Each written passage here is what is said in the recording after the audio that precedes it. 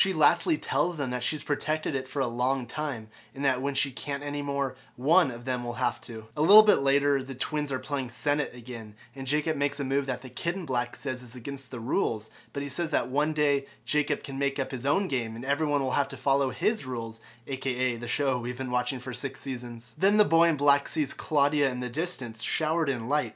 Jacob doesn't see her though, so the boy in black follows her as she leads him to a settlement across the island, and she explains that those people came from across the sea 13 years ago, that she was one of them, and that she is his real mother, and not the woman who has claimed for 13 years to be their mother. That night, the kid in black wakes up Jacob in the caves and begs him to come with him to leave for the village because Mother lied about everything.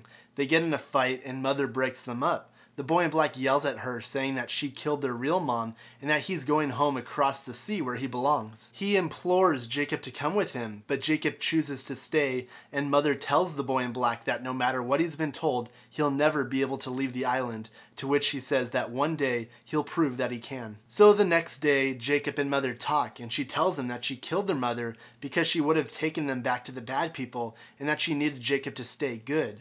Jacob cries out that she loves the boy in black more than him, and she replies that there's different ways of loving. 30 years pass by. We go to Jacob overlooking his brother in the settlement who's working on a project. They meet up and they play Senate, as the man in black explains to Jacob that Mother was right, even if she was insane, that the people he's staying with are evil, greedy, and manipulative, and that the only reason he's staying with them is to leave the island eventually. He claims that they found a way off the island, and he proves it by throwing his knife into the air, as it immediately magnetizes to the stone blocks of the well they built. He tells Jacob about the metal acting strangely at different points on the island, which we know to be the electromagnetism, and wants Jacob to join him in leaving the island, but Jacob says that the island is his home. Jacob goes back and tells all of this to Mother, who goes to the settlement and sneaks inside the well to talk with the man in black. They talk for a bit and he tells her that he has searched the island for 30 years for the Golden Light Cave, but hasn't come close to finding it. But even though he hasn't found it, he tells her that there's some very smart people with him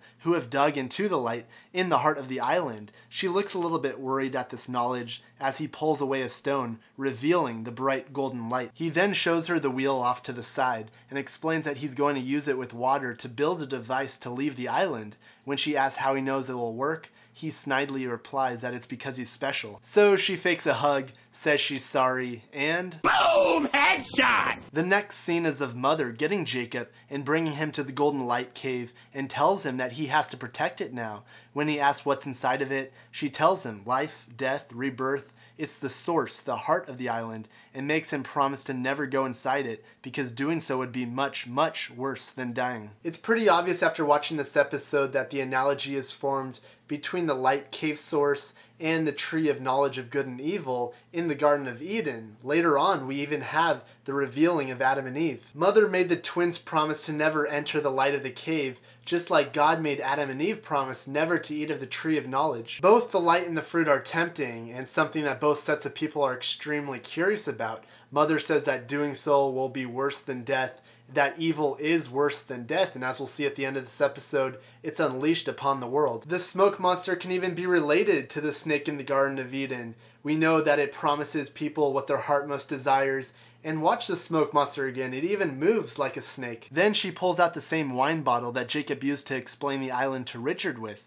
Remember, when he was explaining it to Richard, he compared the island to the cork. Now Mother here pops off the cork and they focus in on it for a little bit in a very symbolizing way and pours Jacob a cup while reciting an enchantment or an incantation. She says this spell in Latin and it translates to, "For we do not accept this just as a common drink, but as if that he should be one as me," and thanks to user Zero from Lostpedia for the translation. She then tells him that by drinking the wine, he accepts the responsibility of protecting the island for as long as he can, or at least until he finds a replacement, or as we know them, a candidate. He's a little saddened that he has to be it, since she loves his brother more, but she claims that she was wrong, that it should have been him all along.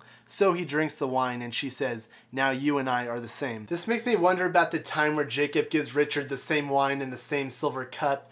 Even though I don't think he was reciting an incantation, he did grant Richard eternal life just like Mother granted him eternal life. And I'm almost positive he didn't give his role over to Richard, even though it would be a pretty cool loophole if he did. She passes her torch onto him, symbolizing her passing the torch of protecting the source onto him.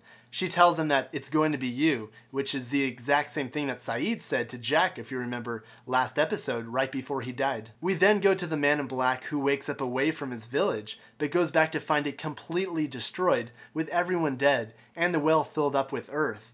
The Senate game is fried, and he's furious, even angrier than this kid when he loses at a video game.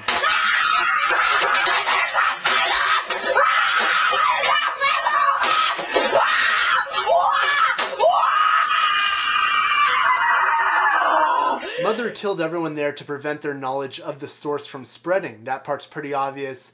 Also, so they couldn't leave the island, mainly the man in black. But the main question here is, how did she kill all those strong men by herself, presumably as herself? I think the only reasonable explanation is the smoke monster. Either she was able to summon it like Ben did in season 4, or she is the smoke monster. For the amount of time that the man in black is knocked out, it would be humanly impossible for her by herself to fill up a well that deep.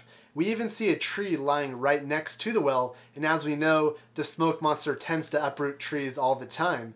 But I'll talk more about this at the end of the recap though. Jacob and Mother head home as a storm is approaching, probably caused by the man in black, and Mother makes Jacob go look for firewood to get him away because she knows what's about to happen. She goes back to the camp to find everything destroyed and finds the Senate game, raising a black pond piece in the air, again symbolizing what's going to happen in the future. Then she's stabbed from behind by the man in black. He uses the same dagger that's later used by Richard to try and kill Jacob with, by Saeed to try and kill the man in black with, and also used by Saeed to kill Dogan with. The man in black looks sad as Mother simply tells him, "Thank you." This reminded me a lot of when Mikhail was pushed through the sonic fence and he said thank you, and also how Miss Clue wanted to die, or almost seemed like she wanted to be killed. Like they know that death isn't the end, almost like they're trapped on the island somehow and being killed is the only way to escape the island. More so the mother though. Jacob comes in and he's enraged to see what just happened. He pummels him just like he did when they were last together at the camp 30 years ago. So Jacob drags him through the jungle to the Cave of Light. The man in black says that he can't kill him, to which Jacob says that he has no intention of killing him as he throws him into the water. It's funny because Titus Welliver, the guy who plays the man in black, actually broke 2 toes here in real life when he was thrown in the water by Jacob. The man in black's head hits a rock, knocking him out as he slithers his way into the cave like a snake, almost like he's going headfirst down a water slide or something, and gets sucked down into the source. Then Jacob hears the horn of hell, or the horn from the monster, and the smoke monster bursts out of the cave, knocking Jacob backwards as it flies off into the jungle. Jacob later finds the man in black dead on a tree as he goes to hug him, crying. He brings his body back to the caves where he puts 1 white pawn and 1 black pawn from the Senate game in a pouch, putting it in Mother's hand as he lays the 2 dead bodies side by side. And like I said a couple episodes ago, in the first season, the skeletons were not found side by side, but apart. The writers put in a little flashback to season 1, mostly for the casual fans who forgot about the Adam and Eve skeletons, revealing who Adam and Eve are, Mother and the man in black.